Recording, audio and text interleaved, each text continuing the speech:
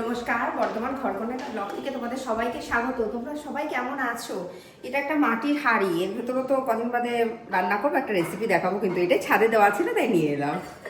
তোমাদের যেহেতু বলেছিলাম যে আমি এখন কিছুদিন তোমাদের পুরোনো ধরনের রান্না দেখাবো, তা আজকে পুরোনো ধরনের একটা ডালের রেসিপি নিয়েছি। আর আমি যেহেতু বাঙাল, আজকে ওপার বাংলারই একটা ডালের রেসিপি দেখাবো, ঢাকাইয়া ভেটকি ডাল। চলো উপকরণগুলোর সাথে পরিচয় করে দিই। এটা কিন্তু মুগ আর মুসুরি দুটো ডাল আমি শুকনো খোলায় তেলে সেদ্ধ করে নিয়েছি। এর মধ্যে নুন হলুদ কিচ্ছু নেই, শুধু সেদ্ধ করা ডাল। এটা ভেটকি মাছের মাথা ভেজে নিয়েছি।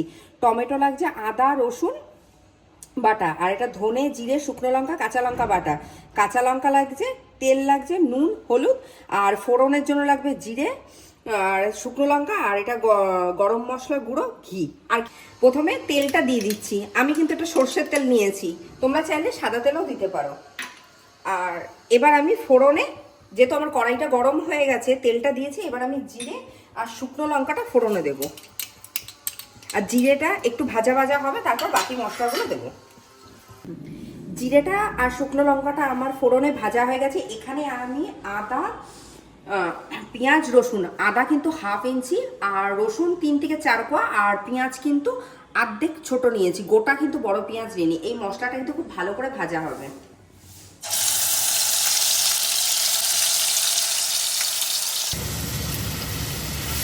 মশলাটা আমার এখানে ভাজা ভাজা হয়ে গেছে। এবার আমি এটার ভেতরে ধনে জিরে শুকনো লঙ্কা আর কাঁচা লঙ্কা যে বাটাটা ছিল সেটা দিয়ে দেবো। আর তার সাথে সাথে কিন্তু আমি এখানে যে কুচিয়ে রেখেছিলাম টমেটোটা, সেই টমেটোটাও দিয়ে দেবো। আর এখানে আমি টমেটোটা গোটা মানে এরকম কুচিয়ে রেখেছি কেন, তোমরা বুঝতে পারবে রান্নাটা শেষ অবধি দেখলে। এই সময় আমি হলুদটা দিয়ে দিচ্ছি।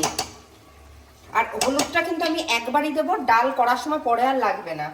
আর এই চামচটা দিয়ে নুন দিলাম, কিছু মনে করো না কিন্তু, ঠিক আছে, অসুবিধা নেই। দিয়ে এবার আমি মশলাটা খুব ভালো মতো কষাবো। মশলাটা আমার মোটামুটিভাবে ভাজা হয়ে গেছে, একদম হালকা তেলও ছেড়ে দিচ্ছি। এবার আমি মাছের মাথাটা দিয়ে একটুখানি ঢেকে রাখবো।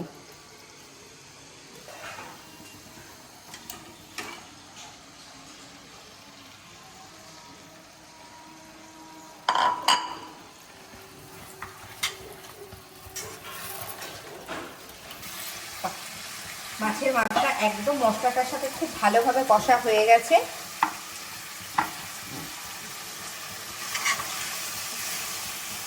আচ্ছা, আরেকটা কথা, আমি এখানে চিনি দিইনি, তোমরা চাইলে একটু চিনি দিতে পারো।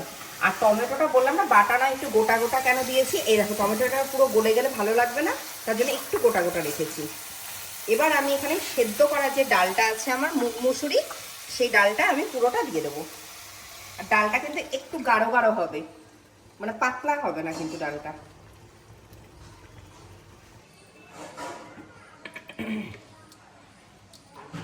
আমাদের ডালটা কিন্তু একদম রেডি হয়ে গেছে। এবার আমি এখানে কটা কাঁচা লঙ্কা দেব। কাঁচা লঙ্কা কিন্তু আমি গোটাই দিলাম, একটুখানি গন্ধের জন্য 3-4টে দিলাম, ঠিক আছে। আর ঘি দেব, ঘি 1/2 চামচের মতো দিলাম। আর এর সাথেই আমি গরম মশলা গুঁড়ো দিচ্ছি। এইগুলো দিয়ে ডালটা আমি একটু ঢেকে রাখবো, তারপর পরিবেশন করব। পরিবেশন করে আমি ফিরে আসছি। একটুখানি কিন্তু ডালটা আমি ঢেকে রাখবো। এবার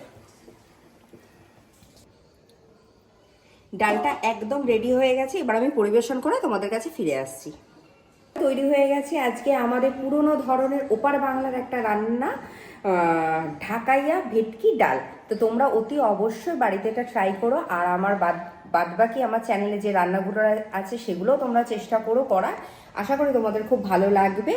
আর দেখো, যদি আমার ভিডিওটা বা আমার রান্নাগুলো খুব ভালো লেগে থাকে, তোমরা অতি অবশ্যই আমার চ্যানেলটা সাবস্ক্রাইব করো, শেয়ার করো, লাইক করো, আর প্রচুর প্রচুর কমেন্ট করো। আর তোমাদের মধ্যে অনেকেই আমাকে মাটনের রান্না করে দেখাতে বলেছে, তো আমাকে একটু কটা দিন সময় দাও। পুরোনো ধরনের রান্নাগুলো হয়ে গেলে আমি তারপর মাটনের আবার নতুন নতুন রেসিপি নিয়ে আসবো। তো আজকের ভিডিওটা যদি কিছু ভুল হয়ে থাকে তাহলে ক্ষমা করো। আজ তাহলে আসি।